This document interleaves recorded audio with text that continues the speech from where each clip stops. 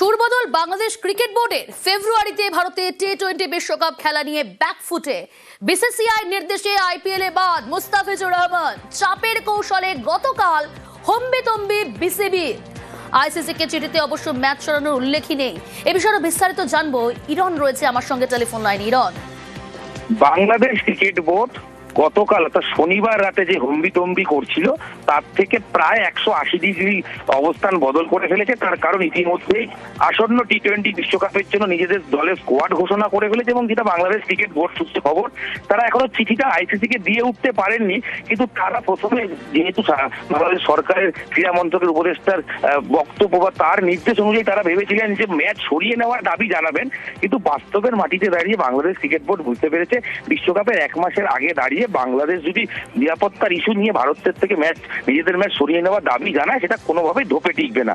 তাই কার্যত নিজেদের অবস্থান বুঝতে পেরে সুর নরম। তবে যেটা খবর, তারা একটা চিঠি দিতে চাইছে। চিঠিতে তারা একটা উদ্বেগ প্রকাশ করবে, অর্থাৎ একটা লোক দেখানো চিঠি মূলত বিষয় যে আইসিসি কে তারা উদ্বেগ প্রকাশ করে জানাবে যে নিরাপত্তার কি কি ব্যবস্থা রয়েছে এবং সেই মর্মে আইসিসি তাদের জানিয়েও দেবে। অর্থাৎ একটা মূলত তারা যেটা ভাবছে যে স্থানীয় বর্তমান যে সরকার তাদেরকে না চটিয়ে অন্তত যদি একটা মধ্যপন্থা অবস্থান নেওয়া যায়। অর্থাৎ গতকাল রাতে তারা আসলে গুরুত্বপূর্ণ বিষয় এটি, কারণ বাংলাদেশ ক্রিকেট বোর্ড বুঝতে পেরেছে বিসিসিআই পরিচালিত আইপিএলটা নিজস্ব টুর্নামেন্ট, তাতে কাকে খেলতে দেওয়া হবে না দেওয়া হবে না সেটা সম্পূর্ণ ভারতীয় ক্রিকেট বোর্ডের সিদ্ধান্ত। তার বিরুদ্ধে গিয়ে তারা কিছুই বক্তব্য রাখতে পারেন না। বাংলাদেশ ক্রিকেট বোর্ড এটা বুঝলেও বাংলাদেশের বর্তমান যারা দায়িত্বে আছেন বা ক্রীড়া উপদেষ্টা মন্তব্য আছেন, তারা অনেকটা আগবাড়ি অনেক মন্তব্য করে বসেছিলেন। কিন্তু আলটিমেট ক্রিকেটের সঙ্গে রাজনীতির কোনোভাবে মিল নেই এবং ভারতীয় ক্রিকেট বোর্ড কোথাও কোনো কারণেই অফিসিয়ালি কোনো কারণই দেখায়নি মুস্তাফিজুরকে কেন বাতিল করে দেওয়া হয়েছে। যার ফলে কি যুক্তিতে বাংলাদেশ পাল্টাই ইস্যুতে তারা লড়াইয়ে নামবে, কোনো যুক্তি তাদের কাছে নেই। অবস্থা বুঝতে পেরে নিজেদের সুর নরম করে ফেলেছে বাংলাদেশ ক্রিকেট বোর্ড এবং তাদের যাবতীয় হম্বিতম্বি কয়েক ঘন্টার মধ্যেই শেষ। ভারতে আয়োজিত টি-20 বিশ্বকাপে দল ঘোষণা করার মাধ্যম দিয়ে স্পষ্ট বক্তব্য যে তারা নিজেদের অবস্থান থেকে সরে এসছে অনেকটাই। একটা চিঠি তারা দেওয়ার ভাবনা রাখছে, সেখানে শুধু একটু উদ্বেগ প্রকাশ করা হবে যে আমরা চিন্তিত, আমাদের নিরাপত্তায় কি ব্যবস্থা আছে একটু জানান। এই মর্মে একটা চিঠি দিয়ে বাকিটা এভাবে প্রসেস চলছে। বাংলাদেশ উল্লেখই নেই, বরং নিরাপত্তা, ক্রিকেটারদের নিরাপত্তা নিয়ে চিঠি বিসিবি। বেশ ইরন, আরো একবার 22 গজে কূটনীতির ঝাপটা। পদ্মাপাড়ে হিন্দু হত্যার আজ ক্রিকেটে। আইপিএল থেকে বাদ মুস্তাফিজুর রহমান। শনিবার সকালে ভারতীয় ক্রিকেট বোর্ড এই নির্দেশ দেয় কলকাতা নাইট রাইডার্সকে। মুস্তাফিজুরকে আইপিএল এ খেলতে না দেওয়ার পর আরো বড় পদক্ষেপের পথে বিসিসিআই।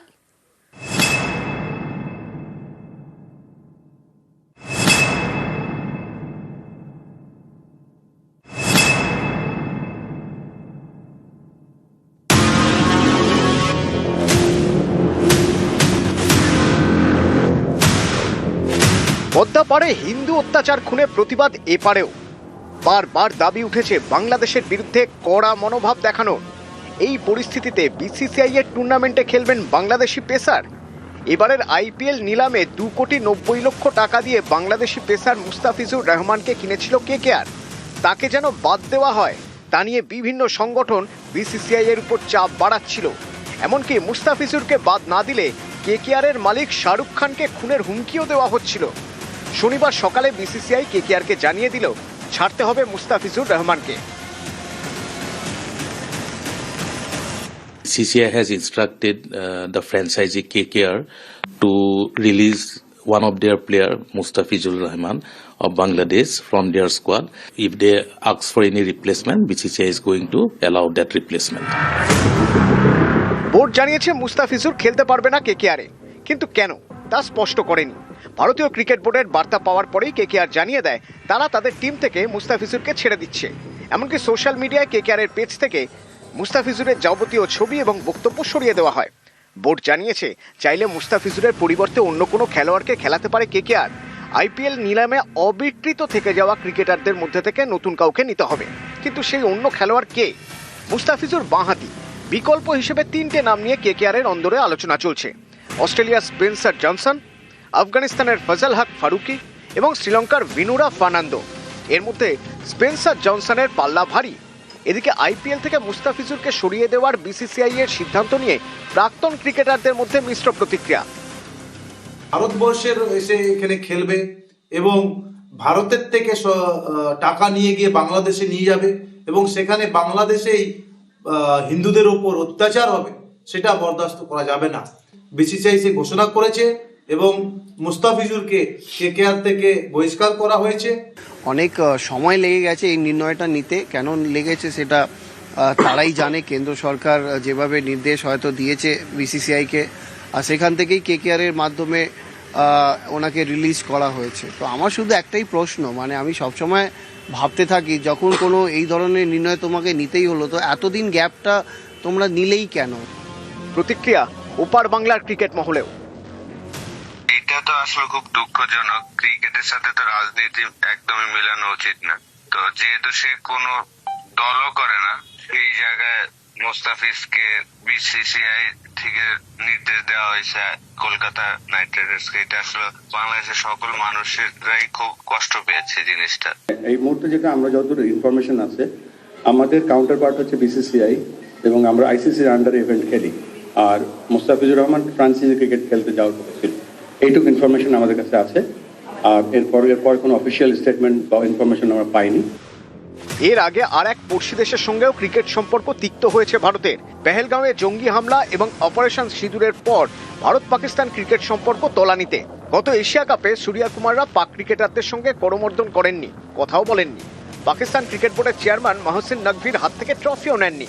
মহিলাদের একদিনের বিশ্বকাপ এবং অনূর্ধ্ব 19 এশিয়া কাপেও পাক ক্রিকেটারদের সঙ্গে করমর্দন করেননি ভারতীয়রা। এবার বাংলাদেশের ক্রিকেটার বিসিসিআই এর টুর্নামেন্ট থেকে বাদ। আরো বড় পদক্ষেপ করতে পারে বিসিসিআই, বন্ধ হতে পারে ভারতীয় ক্রিকেট দলের বাংলাদেশ সফর। নিউজ 18 বাংলা। ফের বাংলার বাইরে বাংলা বলায় অত্যাচার। মহারাষ্ট্রে নির্যাতন বাংলার 3 পরিযায়ীকে বেধড়ক মারধর। পাণ্ডবেশ্বরের 3 শ্রমিককে মহারাষ্ট্রে কাজ করতে গিয়ে বাংলা বলায় বাংলার বাইরে তাদের অত্যাচার করা হয়, বেধড়ক মারধর করা হয় 3 পরিযায়ীকে। টেলিফোন লাইনে রয়েছে প্রতিনিধি অর্পণ চক্রবর্তী। অর্পণ, কি অভিযোগ করছেন তারা, কি কারণে কারা মারধর করলেন? দেখো, যেটা অভিযোগ হচ্ছে যে পাণ্ডবেশ্বরের 3 পরিযায়ী শ্রমিক তারা নভেম্বর মাসে কিন্তু সেখানে খননের কাজে যোগ দিতে যান এবং তারপরেই কিন্তু তারা যেটা জানাচ্ছেন যে বাংলা ভাষায় কথা বলায় তাদের অপরাধ এবং বাংলা ভাষায় কথা বলার জন্যই তাদের উপর অত্যাচার করা হয় এবং অত্যাচার সইতে না পেরে কিন্তু তারা বাড়ি ফেরে। অবশেষে কিন্তু পাণ্ডবেশ্বর এলাকার বিধায়ক তিনি যখন খবর পান তারপরে তাদের বাড়িতে যান এবং পরিবার সহ তাদের পাশে থাকার আর্জি জানান পাণ্ডবেশ্বরের বিধায়ক নরেন্দ্র চক্রবর্তী। কিন্তু এই 3 শ্রমিক যারা রয়েছে বাংলার 3 পরিযায়ী শ্রমিক, তারা যেটা জানাচ্ছেন যে তাদের ওপর একেবারে যে অত্যাচার হয়েছে তারা কিন্তু সহ্য করতে পারেনি, কারণ গরম চা পর্যন্ত তাদের ওপর ছিটিয়ে দেওয়া হয়েছে এমন অভিযোগ করছেন। এবং তারা যখন বাংলা ভাষায় তারা কথা বলছেন ট্রেনে বা বাসে যাওয়ার পথে, সেই সময় কিন্তু তাদের উপর অত্যাচার আরো বেড়ে যায় বলে এমনই তারা অভিযোগ করছেন। এবং তারপরেই কিন্তু এই অত্যাচার, কারণ বাংলায় কথা বলার জন্য যে অত্যাচার তারা সহ্য করছেন, সেই অত্যাচার সইতে না পেরেই অবশেষে তারা কিন্তু এই বাংলার 3 পরিযায়ী শ্রমিক তারা বাড়ি ফেরেন। বেশ, প্রথমে আমরা বাসে উঠি, হিন্দি বলেছি, টিকিট দিয়েছে, তারপর আমরা আমাদের বাংলাতে নিজেদের মধ্যে কথা বলা করছি, তখন বলছি না এরা বাংলাদেশ। তো আমাদের জিজ্ঞেস করছি তোমরা কাহা খারে, আমরা ওয়েস্ট বেঙ্গল का घर है। তখন নাই তোমরা বাংলাদেশি, বলো তারও চলো। বাস স্ট্যান্ডে যেমনি নেমেছি তারা জোর জবরদস্তি গাড়ির মধ্যে উঠাই, ওখানে লোকাল ছেলেরা ওঠার পর এক জায়গায় নিয়ে যায়, সেখানে বলছে ভোটার আইডি বের কর। আমরা বের করছি তোর তো বাংলাদেশ, আমরা না আমরা ওয়েস্ট বেঙ্গল, বলছি না তোর বাংলাদেশ। আমরা তারপরে গেল গরম চা আমাদের মাথার উপর ঢেলে দেয়, মাছ ধরে লাত ঘুষি পিঠে চারিদিকে মারে। যত টাকা পয়সা ছিল আমাদের কাছে সেগুলো কেড়ে নিয়েছে, আর লাত ঘুষি সব মেরেছে আমাদেরকে। আমরা বললাম যে না ওয়েস্ট বেঙ্গল, বলছে না ওয়েস্ট বেঙ্গল না, তোরা বাংলাদেশি। আরো ছিল, আরো স্টেটের ছেলে ছিল, মানে বলতে মুর্শিদাবাদের ছেলে ছিল, তাদের উপর অত্যাচার অনেক। বাঙালিরা মহারাষ্ট্রে অত্যাচারিত হয়, প্রাণ সংশয় হয়, কিন্তু কেন এই বিজেপির যে নির্মম অত্যাচার, এই মানুষ কিন্তু ওদিকে ক্ষমা করবে না। এবং প্রকাশ্যে দিনের বেলায় বাংলা বললে তারা বাংলাদেশি। এই যে আবহ তৈরি হয়েছে, এটার জন্য দায়ী এই সেন্ট্রাল গভর্নমেন্ট। এদিকে যেতে না বাইরে, ওদিকে আমরা 7 দিনের মধ্যে এখানে কোথাও জয়েন করিয়ে দেবো। হুঁশিয়ারি দিয়ে বলতে চাই যে এরকম কিন্তু যদি হয় না, তাহলে ডবল ইঞ্জিন কিন্তু ইঞ্জিন শূন্য হয়ে যাবে।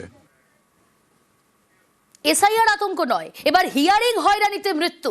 জয়নগরের বৃদ্ধর মৃত্যুতে অভিযোগ, নামবাদে অসুস্থ হয়ে হাসপাতালে প্রথমে ভর্তি হন, আর তারপর অক্সিজেন সিলিন্ডার নিয়ে হিয়ারিং হয়রানিতে মৃত্যু জয়নগরে বৃদ্ধ। টেলিফোন লাইনে রয়েছে প্রতিনিধি অর্পণ, কমিশনের তরফ থেকে একেবারে কড়া নির্দেশ ছিল যে 85 ঊর্ধ্ব যারা অসুস্থ, যারা অশক্ত, তাদেরকে হিয়ারিং এ আসতে হবে না। তাদেরকে বাড়িতে গিয়ে শুনানি করা হবে। কিন্তু এক্ষেত্রে এই ছবি কেন দেখতে হলো, যেখানে অসুস্থ হয়ে পড়েছেন তারপর তাকে অক্সিজেন সিলিন্ডার নিয়ে শুনানিতে যেতে হলো? শুধু অসুস্থ বলাটাই এখানে ভুল হবে, তার অক্সিজেন সাপোর্টে তাকে রাখার কথা, সেই অবস্থায় তার হিয়ারিং এ ডাকা হলো। এবং যিনি বিএলও ছিল, যিনি কাজ করছেন, তার কাছে কতটুকু তথ্য সে জমা করেছিল সেটাও কিন্তু এখন প্রশ্ন চিহ্ন। তারপরে তিনি হৃদরোগে আক্রান্ত হয়ে তিনি যখন হাসপাতালে ভর্তি রয়েছেন, সেখানেও দেখা যাচ্ছে এই বৃদ্ধকে হাসপাতাল থেকে বন্ডে সই করে তার যারা ছেলেরা রয়েছেন তারা বন্ডে সই করে তাকে সেখান থেকে নিয়ে আসলো। শুধু সেখান থেকে নিয়ে আসা নয়, সেখান থেকে নিয়ে এসে বাড়িতে একদিন রাখার পর তাকে নিয়ে যাওয়া হলো হিয়ারিং এ। এবং হিয়ারিং এ যাওয়ার পরেও সেখানে বেশ কিছুক্ষণ তাকে দাঁড়িয়ে থাকতে হয়, এমনকি অভিযোগ করা হচ্ছে। এরপর তার হিয়ারিং এর পর তার শারীরিক অবস্থার অবনতি হলো এবং সেই শারীরিক অবস্থার অবনতি হওয়ার পর তাকে কলকাতায় যখন চিত্তরঞ্জন হাসপাতালে নিয়ে যাওয়া হয়, চিকিৎসকরা ততক্ষণে মৃত বলে ঘোষণা অর্পণ, কিন্তু এই টানাপোড়েন কেন হলো? বিএলও কি জানাচ্ছে, তাকে কি জানানো হয়েছিল? দেখো, সমস্ত তার পরিবার যেটা অভিযোগ করছেন যে সমস্ত বিষয়টি জানানো হয়েছিল, কিন্তু বাবার 2002 সালে নাম ছিল না এবং এই নাম না থাকার কারণে কিন্তু তিনি চিন্তাগ্রস্ত হয়ে পড়েন। এরপরে হৃদরোগে আক্রান্ত হন, সে বিষয়টাও জানানো হয়েছিল। কিন্তু সেই বিষয়টি বিএলওকে জানিয়েছিলেন বিএলওকে, সেটাই এখন সবথেকে বড় প্রশ্ন চিহ্ন। এবং এই প্রশ্নের জবাব দেওয়ার আগেই কার্যত একজন তার পরিবারের অভিভাবককে হারালেন, একজন ছেলে তার বাবাকে হারালেন। আর এই নিয়ে শুরু হয়েছে রাজনৈতিক চাপানোতর তৃণমূলের পক্ষ থেকে, যেটা প্রথম থেকেই তারা অভিযোগ করে আসছিলেন যে একাধিক হয়রানির শিকার হতে হচ্ছে, একাধিক প্রাণ যাচ্ছে, তার মধ্যে নব সংযোজন জয়নগরের এই মুহূর্তে। বেশ,